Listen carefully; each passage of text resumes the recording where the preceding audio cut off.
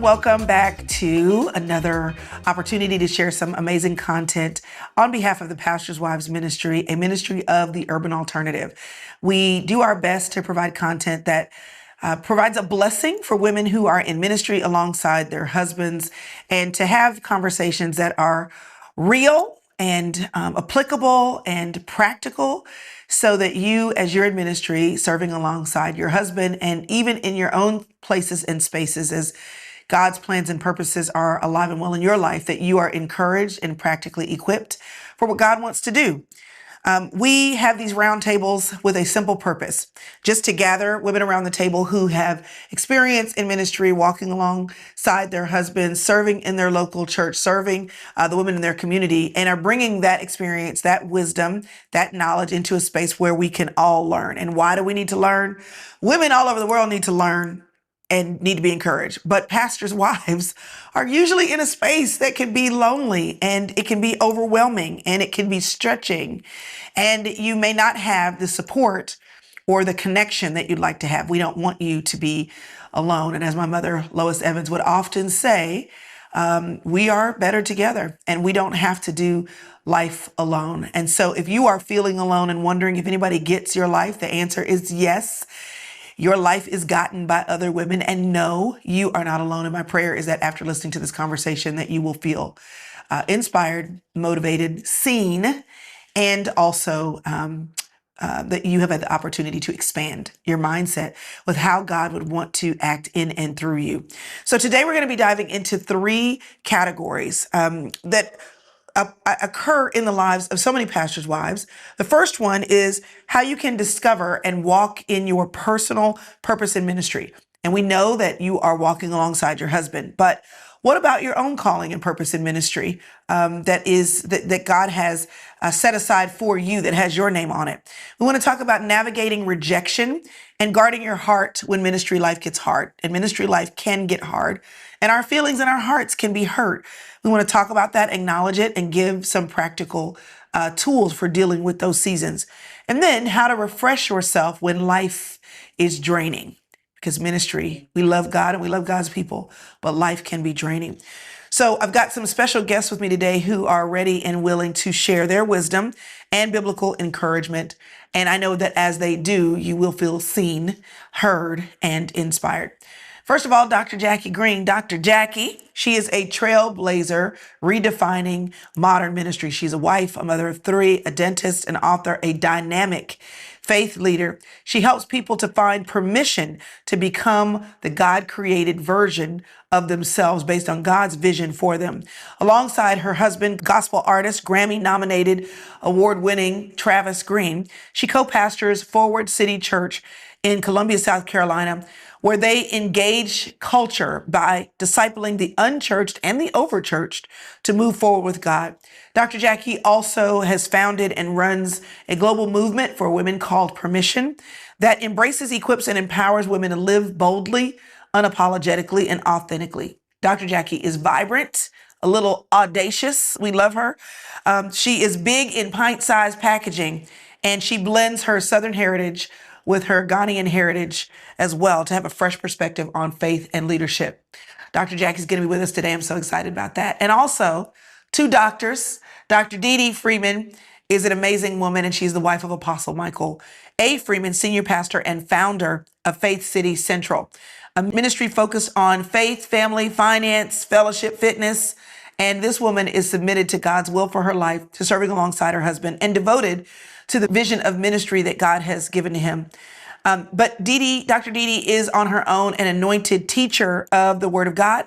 She also has the desire to see the entire body of Christ have what God intended for them to have. She is passionate about women believing what God believes about them and acting out in life based on that belief. She is an accomplished author.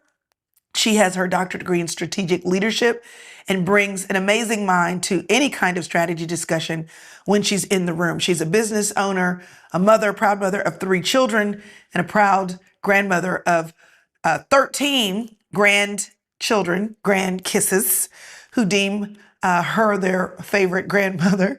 And she is excited about this season of life, traveling and doing all the things.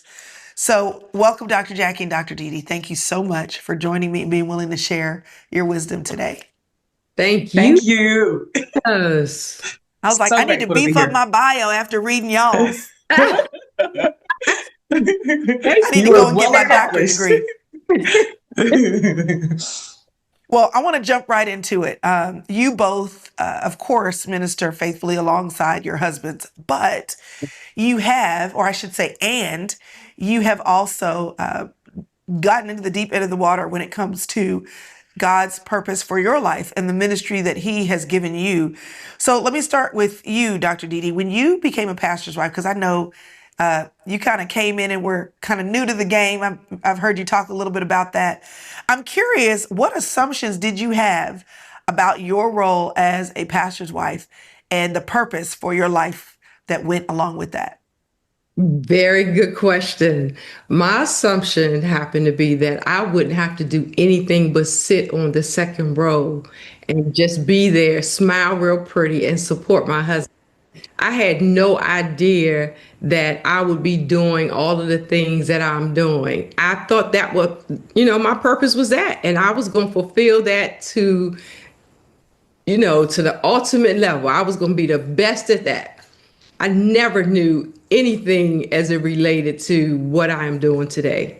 Just let me sit there. That's all I wanted to do.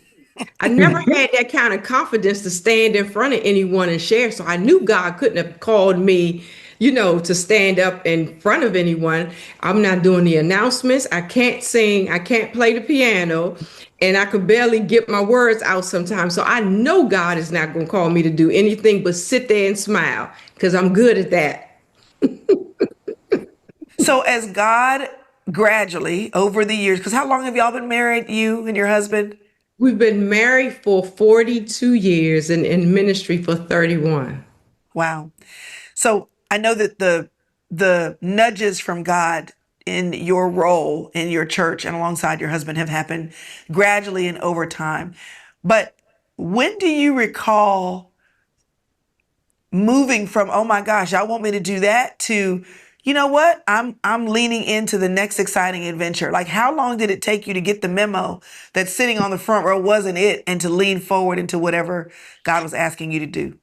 That's interesting because I always just kept my head down and wanted to obey God and to please God. So I cannot even pinpoint to you like an actual moment to say, "Oh, wow. Okay, God is calling me into do this." And so I just kind of looked up one day and I was just doing things. I just started having women's fellowships, but they weren't a teaching opportunity. They were just simply fellowships. So I would bring people together because I'm very good at my hands. I love creative, arts, doing something. And so we would come together. We would make jewelry. We would make baskets of, gifts and give them away to people. We would do Valentine's Day, have potlucks, just doing creative, moments. Never even knew that that was leading me to something. And so now when I look back, I see all of that was really just building my confidence up to be able to stand in front of people to even give instructions on how to complete a task or how to create, something fun. And I begin to just share. Then the next time I may come and just have a scripture and I would just share scripture, and you look up and it's like, oh, I'm teaching a whole lesson. So I never saw it. I never saw it coming. It was like God. But I love how God is, because if God would have told me that's what I was going to be doing, I probably would have just said, oh no, I'm never doing this. And I would Mhm. have really declined it all. And I probably would have had some panic attacks. But the way it gradually happened, that was for me, and I believe God deals with each one of us based upon, what we can handle. And so I just kind of gradually moved into something, not even realizing that God was nudging me along. Wow. Such a gentle leading. What about you, Dr. Jackie? What did you think this was going to be all about? And then how did God reveal to you that it wasn't? I think mine was a little different in that I was always very clear. So even before Travis and I started a church, I had always known that we would pastor. And when God gave what Travis describes as this holy burden in an airport, that like maybe we should pastor, he calls me and he's like, hey, do you think we'll start a church? And I said, yeah, I've always known. I was waiting for God to tell you. And the reason I said that was because he had a music ministry at the time, and the the band and the singers would come over. I can even remember back to being in college and my group of friends, we always pastored the people that were around us. And when I say pastor them, we would give them advice. We would, help them to learn spiritual disciplines and different things of that nature. And so in every facet of life, I felt like we were showing up to lead and to, smell like sheep, to love them, to feed them, to let them stay in our house and different things of that nature. And so when he talked about us doing it from a formal setting, it wasn't a surprise to me. I think what shocked me was that stepping into the official role, and I think I likened to what Dr. DeeDee said in that when the Lord was calling me to now do it with an official title, it came with a lot of fear.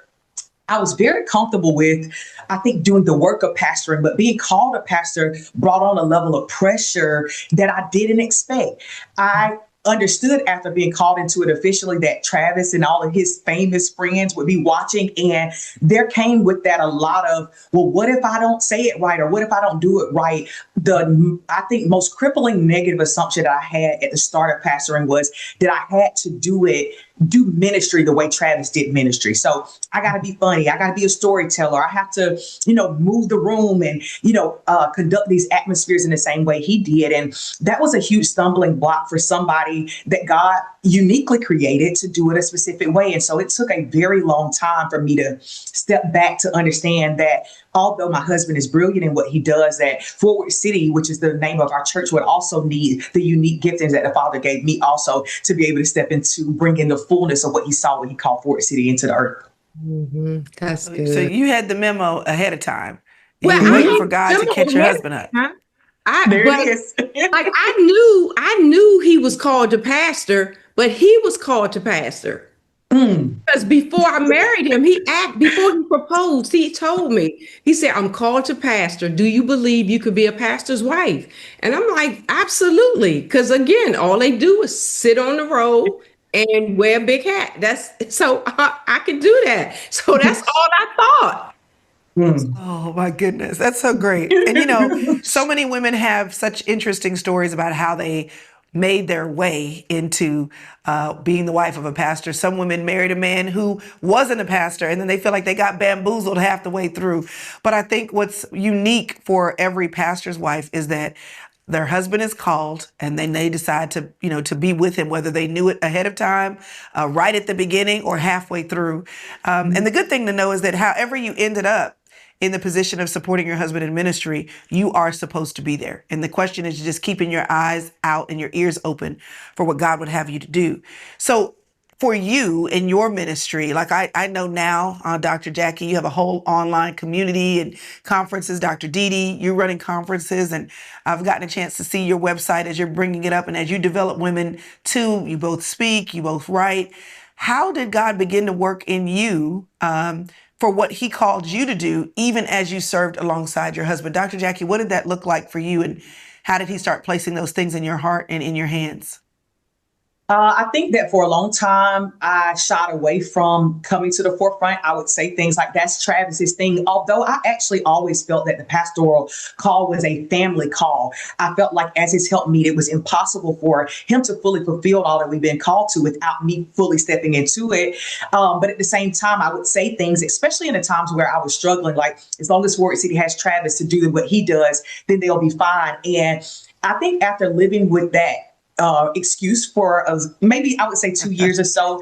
I got to the point where I came to grips with the reality that I would never fully walk into what God had called me to until I told the truth. And the truth was I was afraid. I was afraid of what it would look like for me to fully put my toes 10 toes down, to stand in my own uniqueness and my own giftings. And it took a cycle of starting to uncover and take off the excuses of I'm just a supportive wife and mother. I am that, but there was a both and to who I was. And so as I started to kind of confront those layers by truth, I think it opened up the reality of me having conversations about, well, I really do feel burdened about with helping other women to walk through some of my struggles, which were insecurities and fears, and my own pains birth ministry for me. And so that's what permission is all about. The movement of calling women into this life of the God created version of themselves was birthed out of me finding that same truth for me. And so as I faced it for myself, I didn't want to wait until that was something that frustrated me. Women waiting till they were 30 years out, or even men,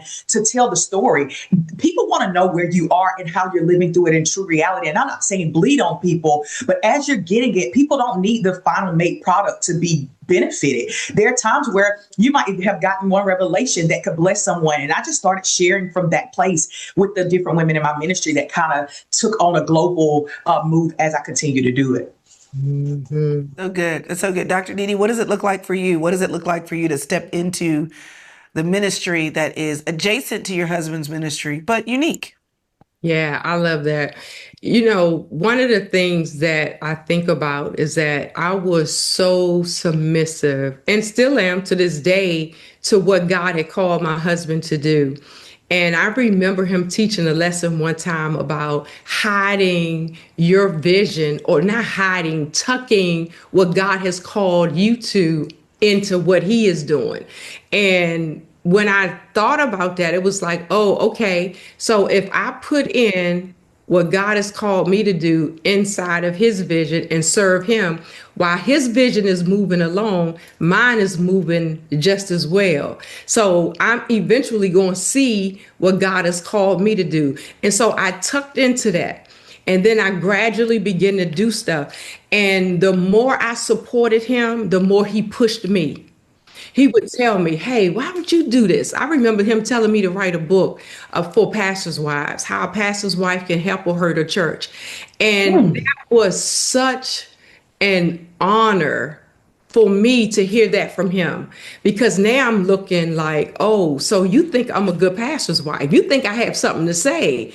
So I begin to evolve really into who I am today based upon my service to him. God just began to, like Jackie said, peel back layers and peel back, insecurities and my lack of confidence, because all of who I am, I believe is the same, has been birthed out of what I went through.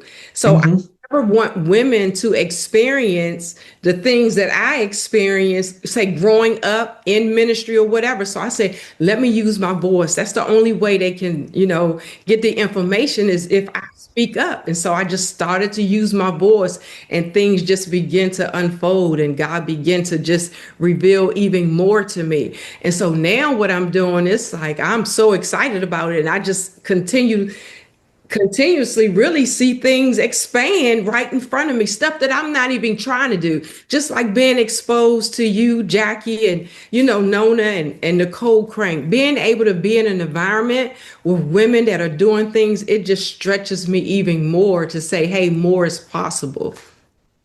So good. So good.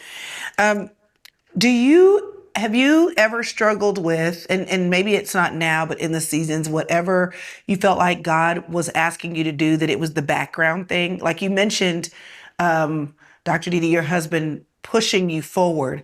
And that's great to have a husband who's supportive and sees God's gifting at work in your life and wants you to use them.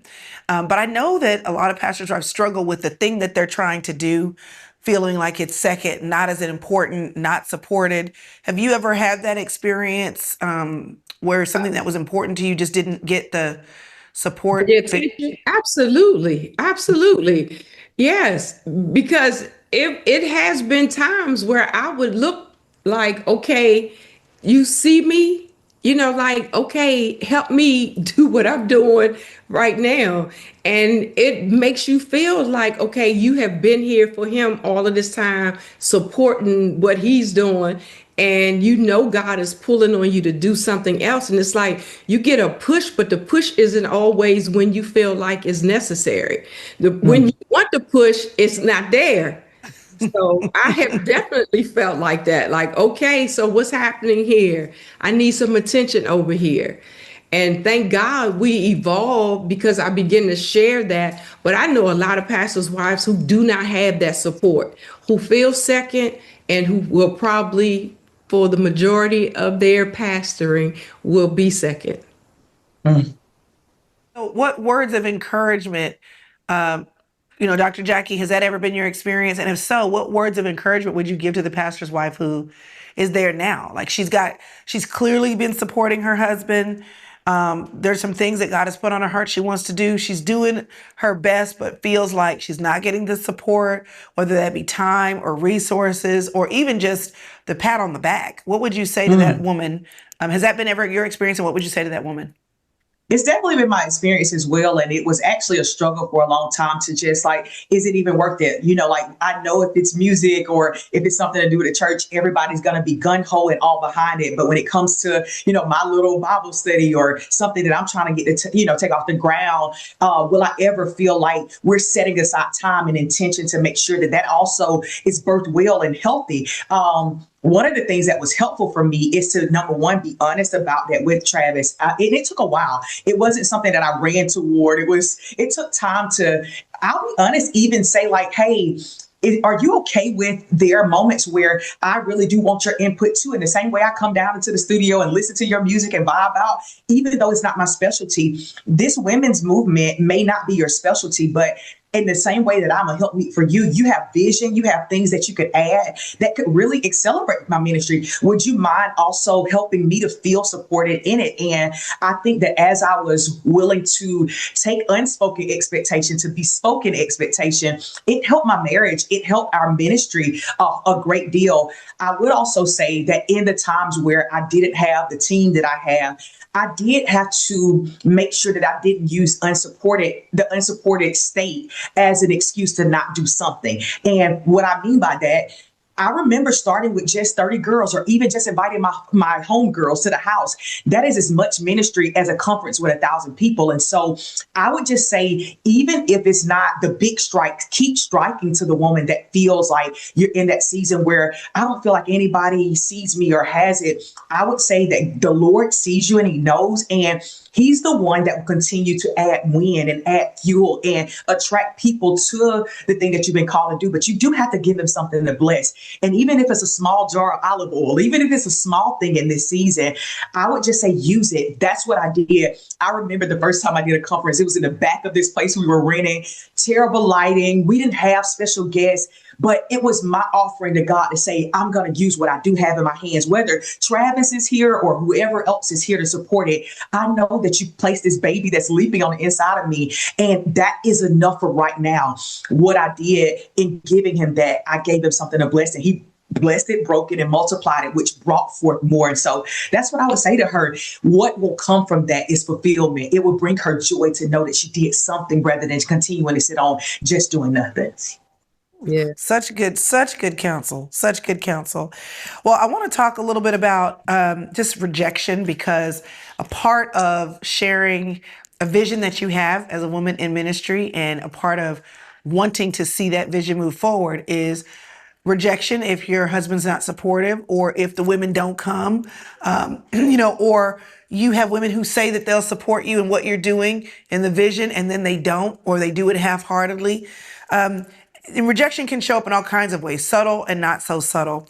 So what has rejection looked like for you, maybe outside of your husband, where you just felt like, Lord, I'm doing my best and I'm not getting what I need. And actually I'm asking for help and support and not getting the response. Dr. Jackie, how have you experienced rejection and how have you learned to handle that?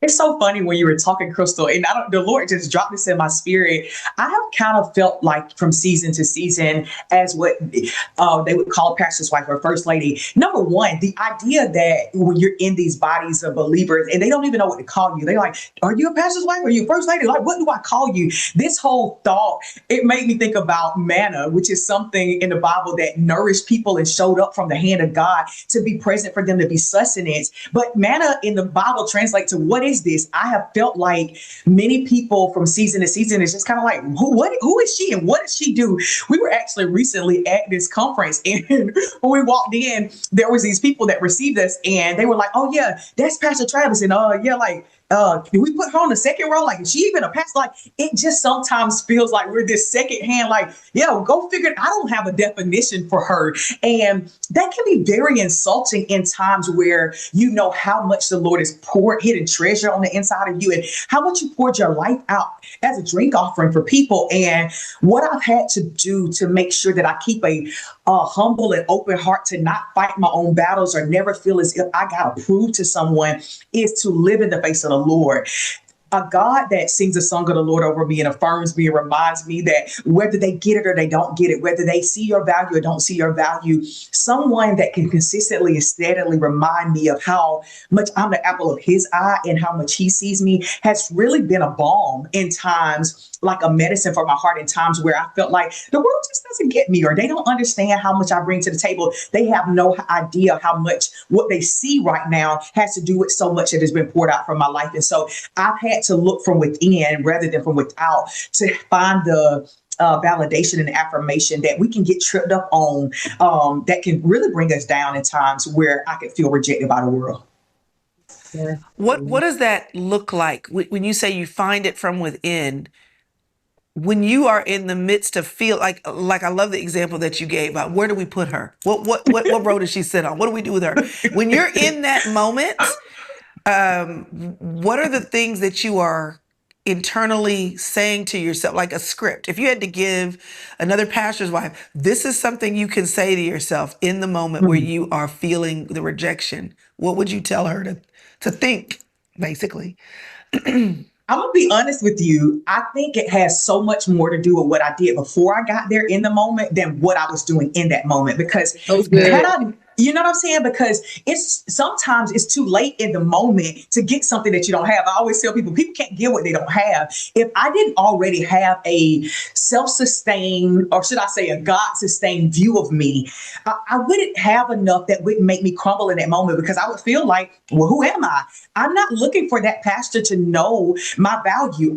My value has already been proven on Calvary. And so I'm saying that it's been so much, and it didn't happen in a month's time. It didn't happen in a moment's time. This has been years and years and years of bringing my brokenness, my insecurities to the Lord, and him continuing to tell me, you're my beloved, that before the world was formed, I chose you. Like, that was my choice to do. It's been a lot of those things that I've hidden in my heart, like that I'm wonderfully complex and fearfully wonderfully made, so that in a moment like that, it's almost funny. Like, I mean, and I laugh about it in this moment, but I do remember in moments where it wasn't so funny. I remember in moments where I wasn't having a consistent life of living in the presence of the Lord with spiritual disciplines that I was trying to prove. And when I didn't feel like people saw it, it would crush me. I can remember times running to my office and crying and going into bathrooms feeling like, man, they'll never get it. But truthfully, they could never get something that I didn't get.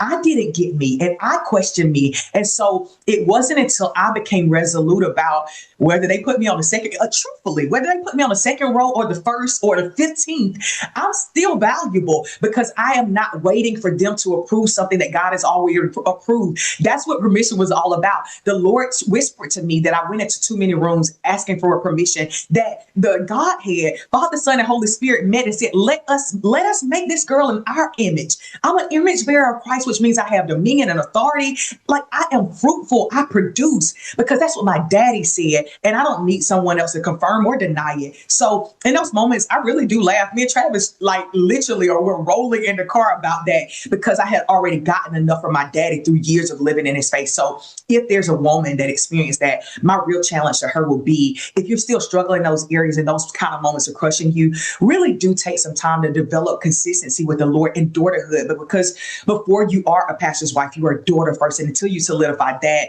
pastor wife, that whole life of being a pastor's wife will have the ability to bring you up or down if you don't find steady in daughter. Yeah, That's so good. Dr. DeeDee, I know that you mentioned earlier, you were just like, all I have to do is sit on the front row. And you were like, you did not have even the confidence internally. And that is something that you've had to build over time. I know that you're going to agree with what Dr. Jackie said, but I'd love to know more about just your process of developing confidence and just a sense of security in who you were, apart from anybody's expectations. How have you built that over time? really through the word. I mean, that sounds so like basic, but it's the most powerful thing that you can use is the word, because I didn't have any other, anything else other than the word. And thank God for my husband, because my husband would put a demand on me to grow. I remember just having conversations with people, and I would be looking over here and they're right here in front of me. And he would stop me in the middle of it. And he would ask me, DeeDee, who are you talking to? I'm like, they know I'm talking to them. He said, no, look at them. So all of those things were very intimidating for me, but I continued to do it. And so the more I did it, even when I was scared, the more confidence I gained while I was doing it. I stopped shying away from stuff. I used to shy away from everything. I would walk away, stand over here. I wasn't very good with small talk, so I didn't have to have a bunch of conversations with people. It's like, hey, and then I would keep it moving. But I'm very good at loving people. I will serve you to the utmost. So I never had the problem, like listening to Dr. Jackie, like in ministry, I never had that problem of rejection. I never had, of course, everybody don't like you, but I never had it just up in my face.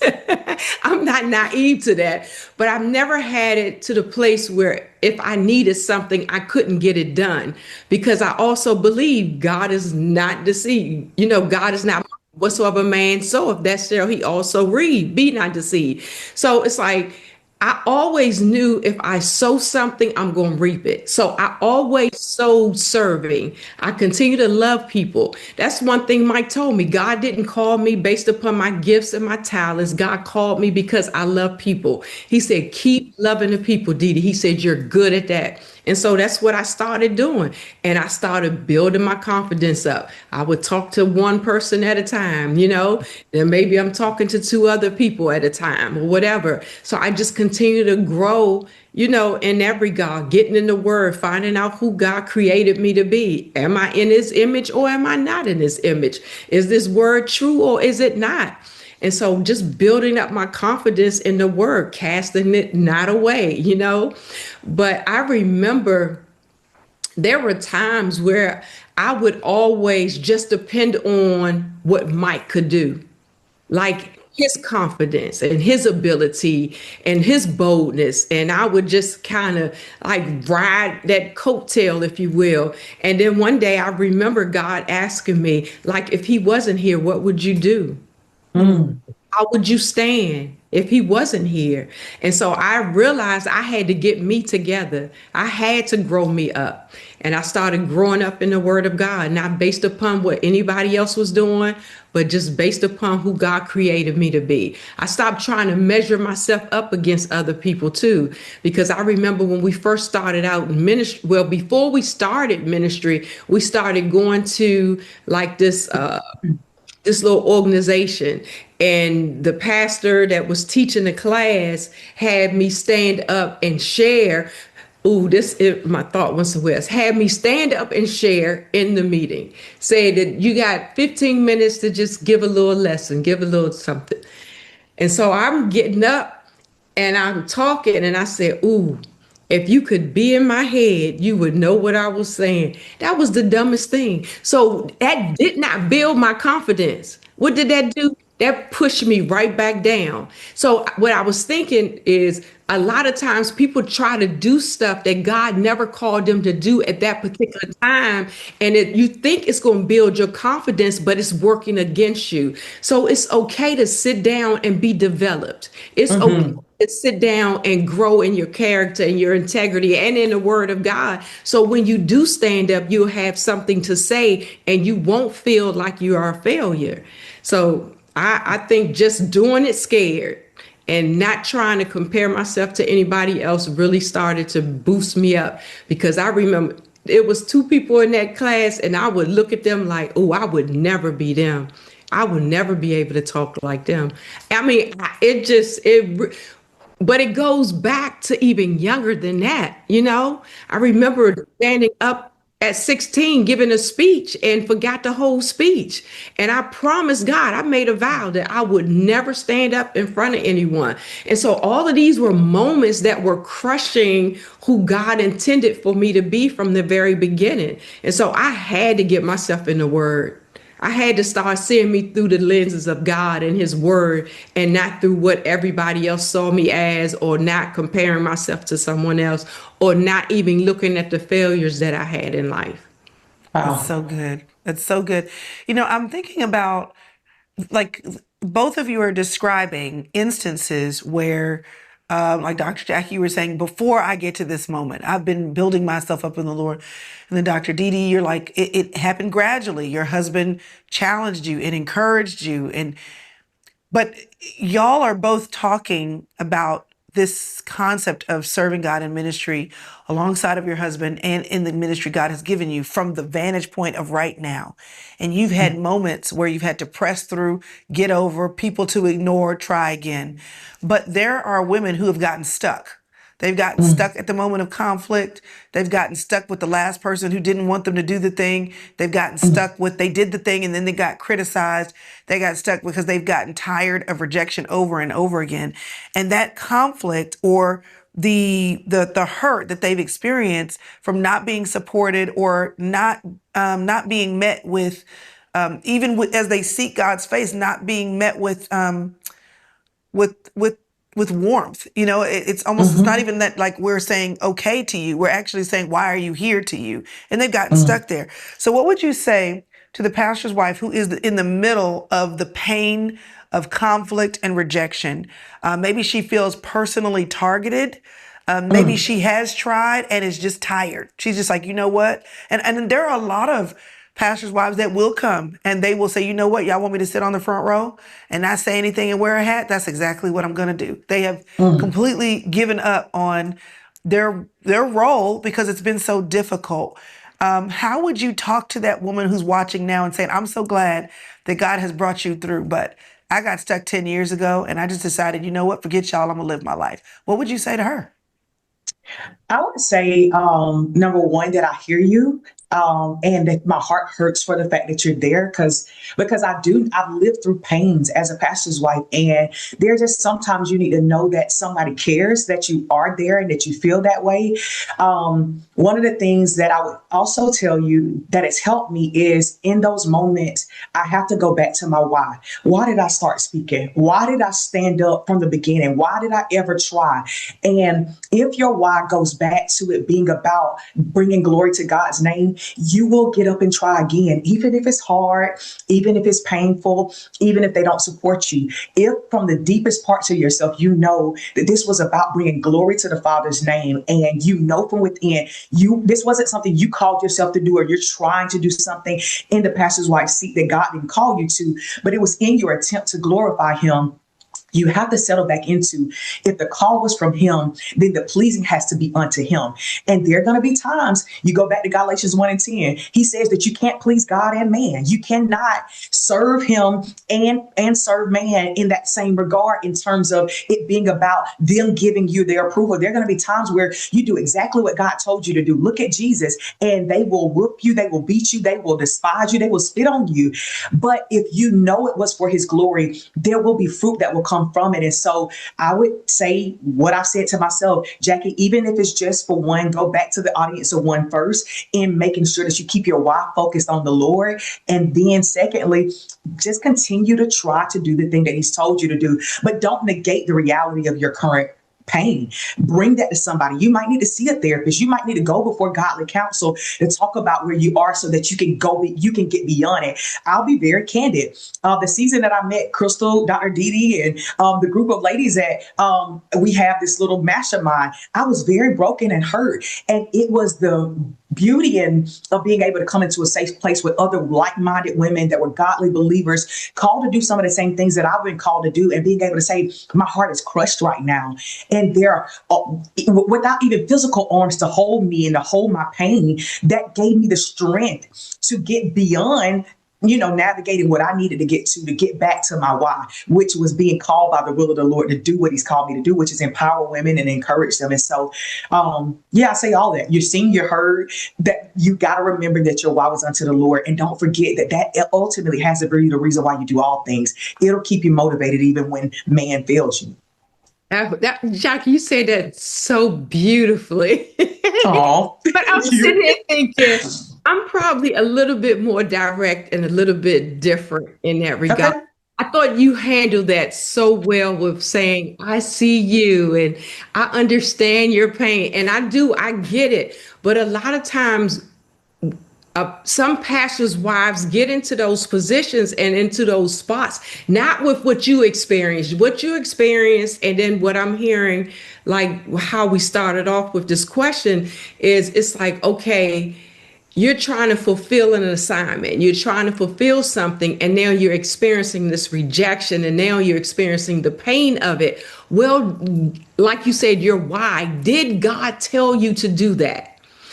If God told you to do that, then you're going to press through it. You're going to push your way past all of the pain, all of the discomfort to accomplish what God has called you to do. But a lot of times I believe we're in a season now that we think because you are the pastor's wife, you are supposed to fulfill certain assignments because everybody is doing it. And so I always challenge people like that. Where did you get that desire from?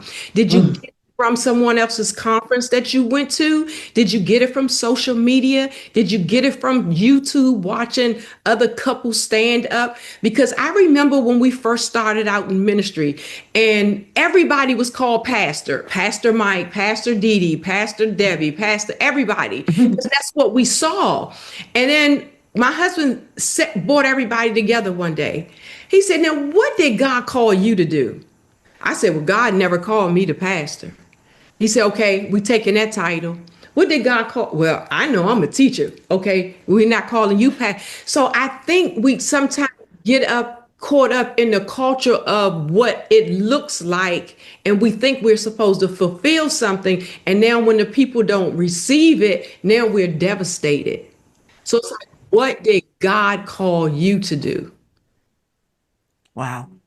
Wow. And That's if beautiful. he calls you to do it, then you get up and you do it. You get up and you do it. You get That's up so and good. you do it. And you don't take it personally. People Yeah. take everything personally. My assignment has nothing to do with me. If you don't want what I have on my life, the Bible has instructed me, kick the dust off my feet and keep it moving. You're not rejecting me, you're rejecting Jesus. So true. Yeah. That's so good. I know that you mentioned earlier, Dr. DeeDee, studying the word. What are one or two scriptures that have encouraged you in this area? Just developing your confidence, knowing who you are in the Lord, being confident and doing what he told you to do, maybe when you didn't feel that way. Are there maybe a couple of scriptures that you may be able to share here that someone could write down and save for themselves to ruminate over? That would be good. So this John 13:34 really helps me. Jackie is what You're hilarious. And John 13 and 34 really has been key to me about a new commandment that he has given to me, that I love, that we love one another as he has loved us. That right there solidifies everything in my life because I want to love like Christ. I want to be like Christ. And the only way I can be like Christ is to know how Christ is and to know his word. And so when I get in his word, it takes away all of the pressure. It takes away all of the performance. It's like all I'm supposed to do is to love people. And so if I keep that in the forefront of my mind, it helps me deal with pain. It helps me deal with rejection. It helps me deal with comparisons.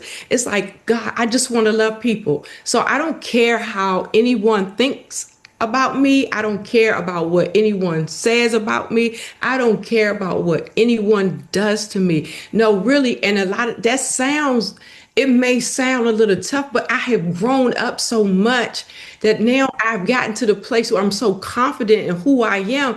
It's like my job and my responsibility is just to love.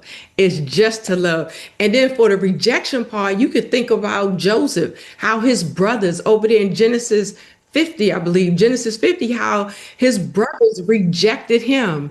But Joseph came back and said, look, you meant it for evil, but God will use this for good, like he's using it now to save people.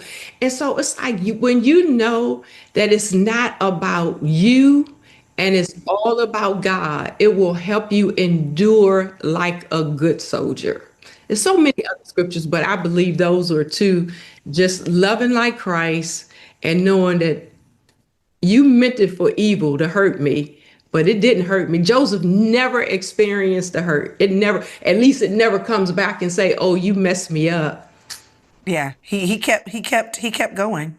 I wanted to talk about this idea of continuing on because we've talked about this. What's your why? Do what God told you to do. Don't look at the people. Love the people. Grow in the knowledge of God, Jesus Christ, and we've got that down. But there are seasons where we are worn out. And it may not be connected to exhaustion or rejection, rather, or sadness. It's just we're tired. And I'm curious because, you want to support your husband and the people want you to do all the things. And then you're momming your kids. You're maybe holding down a job outside of the ministry. You're doing your own ministry. It can be really easy for people in ministry, and then more specifically, pastors' wives in ministry, to get drained, to experience burnout and be doing all the spiritual things, but be doing them on empty. What are the signs that you are running dry? How do you know when you're draining the last little bit of energy and something needs to shift in your life? I would say for me specifically, I'm not easily irritable, definitely very, very hard to offend. I'm naturally pretty easygoing. And when I find myself very irritable or just things are starting to rub me the wrong way, I can tell it's about that time, Jackie. Like it's about that time to pull back and to make sure that I'm re-upping on the things that I love that pour into me. Sometimes it's been I haven't had enough time with my family, and so I've kind of gotten out of balance. And so if I don't get enough of those hugs from my babies, or I don't get enough time with my man, or if I don't get time to be by myself because I'm an ambivert, although I love people, I recharge alone. I have to have that time where I'm in my bed with the stack of books and I got my journal and I put my worship on and I'm just with me and me. I know that I have gotten out of balance on getting enough time for myself and giving to people. So those are generally my two things. If I'm being easily irritated, because I'm very hard to irritate, it's that time to pull back. Well, Dr. DeeDee, I want you to elaborate too, but I want to hear from you, what do you do to prevent that from happening? So we can deal with that reactively, but I'm assuming that at this season in your life, you learn how to proactively not even get close to that point. Absolutely. Absolutely. You say no. Say no. You learn how to say no. No is a complete sentence, I've learned. You say no. So I stop overly committing myself to so much. And I pull my husband aside, just like I'm getting ready to go take my whole family to Florida. I just made that decision this week. here it is. So like Monday, Friday. So maybe 3 days ago, I made a decision that I'm going to go to Florida in 4 days or 5 days. I decided that. I'm like, hey, look, it's time for us to take a break. I feel like that's my role in this family, to be able to pull everybody to the side and say, hey, we need some time together, because you can pour out and you don't even realize you're empty when it comes to your own family. And sometimes your family is what will feed you, will give you that energy that you need to carry on to the next assignment. And so I've learned how to say no. I've learned how to rest. I've learned how to just sit back and get myself in the presence of God more, and pray and read and study my word. Like Jackie was just talking about. I know if I have not been doing any of that, because I'm short and I'm irritable. I don't feel like being bothered.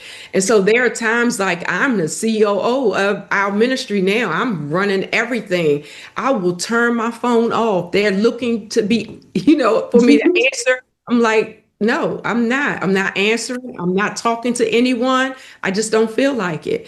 And I don't think we do enough of that. We think, but you come to the place in ministry where you have this pressure to perform, and you think you got to show up. You got to show up, and you don't realize that just all of this showing up is burning you out. And so you have to be able to pull away and say, you know what? I'm not going to allow myself to get to that point, because I don't want to be irritable, because that irritation can turn somebody totally off. That's so good. I want to add one other thing, Chrystal, if that's okay. Please. One thing that came to mind in that particular area that was shocking for me, that has been really helpful. We often don't think about that we have to restrain our gifts.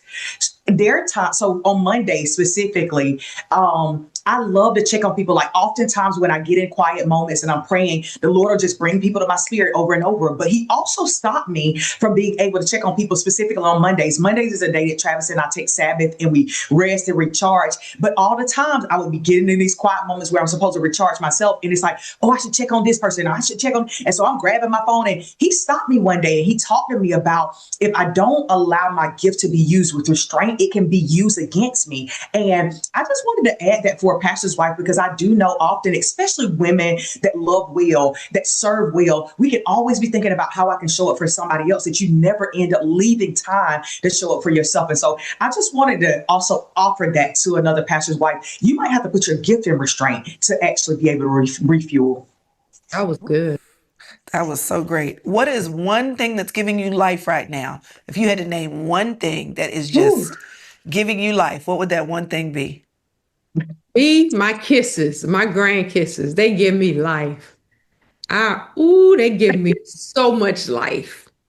I mean, it makes me want, everything. It makes me want to level up in every area of my life. Because that's beautiful. They have to be giving you life for you to go with them with short notice to Florida. They don't even know yet. The babies don't even know. They don't even know yet. So exciting. That's so exciting. I'm gonna be super grandma.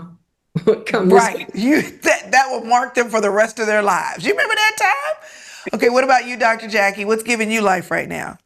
Mine is probably going to be a little shocking, because I think in my own life it's been shocking for me. I actually recently had an accident and broke my foot, and just have lived through a season of about 12 months of the Lord somehow continuing to highlight my limitation, where he's not allowing type A Jackie, get it all right Jackie, get it done Jackie, to be that Jackie. It has been my awareness of my limitation and seeing the wonder of God in it, where I don't feel like I got enough to say. I didn't have all the time to study. I wasn't able to get up and take my babies to school and do all the things that I'm so used to doing, that I have seen beautiful things come out of this space. And it has been almost like now, even with this foot broke, where I'm like, God, I wonder what you're going to surprise me and do next. The wonder of my limitation has been beautiful in this season. I don't know that I would have learned some of the things that God has been able to show me about himself without being limited, or the awareness of my limitation. But don't break my foot to tell me. I second that. Well, this conversation has been so great, and I want to make sure that those who are watching know how they can connect with you. So, Dr. Jackie, if someone wants to find out more about you and your ministry, where should they go? It's all things at Dr. Jackie Green on social media is at Dr. Jackie Green. DrJackieGreen.com is my website, and all things permission. So you can type in permission to live free to find my books, or just permission.com to also find that same routing to all things Dr. Jackie. Love that. Awesome. What about you, Dr. DeeDee? Where can we find out more about you? All right, mine is all things DeeDee Freeman. DeeDee Freeman, Instagram, Facebook, my website, DeeDeeFreeman.com. Everything is there. Y'all, thank you so much for being with me and being willing to tell the truth about your life, your experiences, and sharing your wisdom. Conversations like this remind us that even when ministry can feel isolating and we feel like this is just our story, it's not just our story. Somebody has been here before, and God has brought them through it and shown us and taught us. And we don't know that until the redeemed of the Lord say so. So I'm so glad that you all have been able to share today and to remind us that we're all part of something bigger, a sisterhood, women who understand the weight, the joy, and the calling that women in ministry carry. If today's discussion has encouraged you, we want you to know that the conversation does not have to end here. You can continue finding other women who are in ministry, who want to share and engage in support of one another through the Pastor's Wives Facebook group. It's a safe space for ongoing encouragement and prayer and practical resources designed for you, just like this one. So we'd love for you to join us there and to be a part of the community that walks together so that you don't ever feel like you have to journey alone. So thank you for being with us today. And we're praying that as you continue to serve God faithfully where He has you, that you will be planted, that you will be committed, that you will follow His leading, and know that when you feel alone, that is a trick of the enemy. It's just not true. There are women who know where you are, who've been where you are, and who can tell you now to keep going, to serve God, and to watch Him work in your life. Also, did you miss our Pastor's Wives retreat? Let me show you a bit of our engagement there and what happened, and I'll be back in just a moment with a couple of announcements.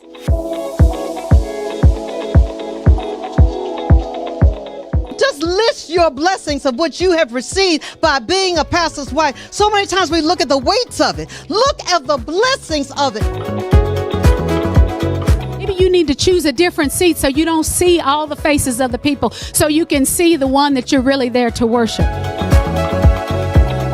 Rejection reveals people's role in your destiny, because there are two types of people in your life. And you're going to have to really discern which is which. But there are those who are attached and those who are assigned. Do not eat processed food. It has chemicals in it that stimulate appetite. And you eat it and you are hungry again? A tree produces fruit, but it only produces fruit that the roots can support. And if the roots are dry, the fruit will suffer, even if the tree still stands. And the Bible tells us in John 15, He wants much fruit from us.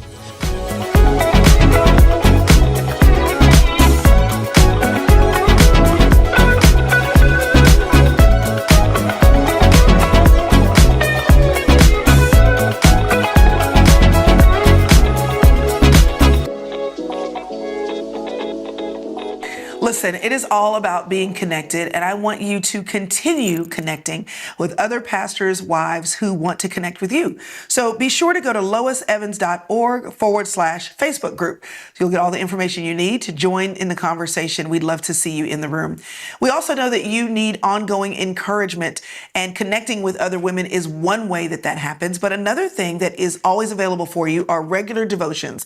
My sister Priscilla and I are writing devotionals each month. We alternate so that you can hear from us to encourage you personally in your walk with the Lord.